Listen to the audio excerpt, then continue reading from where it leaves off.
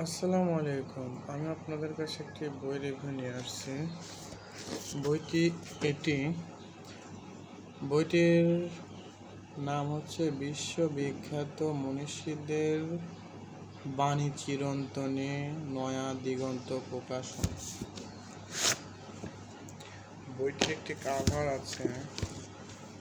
বইটি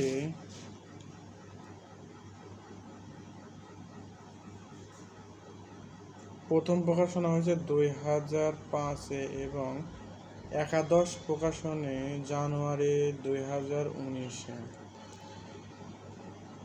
মিনা বুক হাউসের থেকে এটি প্রকাশিত। বইটির এখানে সূচিপত্র আছে। আমি আপনাদেরকে কিছু সূচিপত্র এবং বর্ণমালা যেগুলা থেকে লেখা হয়েছে সেগুলা বলতেছি, কারণ সবগুলা শব্দ বলা আমার পক্ষে আপাতত এখানে সম্ভব না।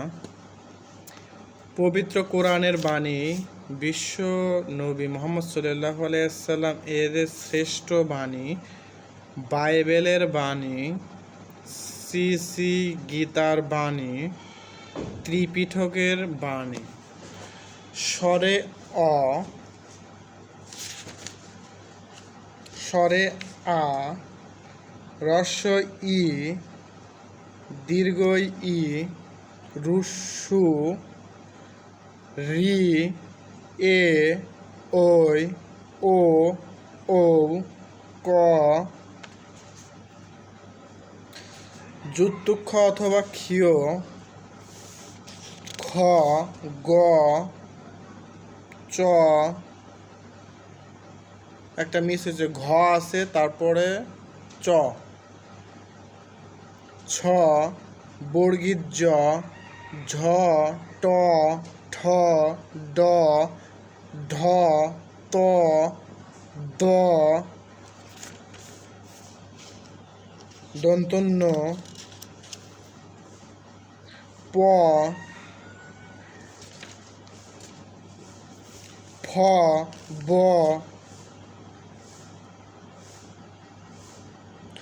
ভ, ম, উন্তুজ্জ, বয়বিন্দু র, ল, তালিবস্যা, দন্তস্ব, হ। আমি আপনাদেরকে দুই একটি বাণী পড়ে শোনাতেছি, এখানে কীরকম ধরনের বাণী থাকতে পারে। সরেয়া থেকে আসা, এখান থেকে একটি বাণী শোনাতেছি। লেখক হচ্ছে মুখদারিণী মুখোপাধ্যায়। ওরে আশা, আছে তোর অপূর্ব ক্ষমতা, তোমারে স্মরণ করে ভবে লোক প্রাণ ধরে, দুঃখেতেও হর্ষিত ঘুষে বিকলতা, মনের মাঝারে আশা না হলে তোমার বাসা, বাঁচিবে মানব লয়ে কার সহায়তা। প্রশ্নবোধক চিহ্ন আছে।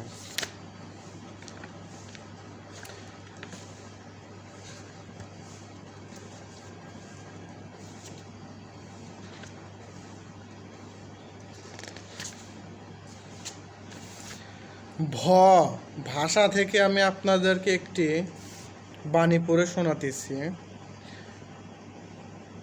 ভাষা হচ্ছে পবিত্র মন্দিরের মতো, যেখানে মানুষের আত্মা পরম নিশ্চিত আশ্রয় খোঁজে। অ্যাডট কোক।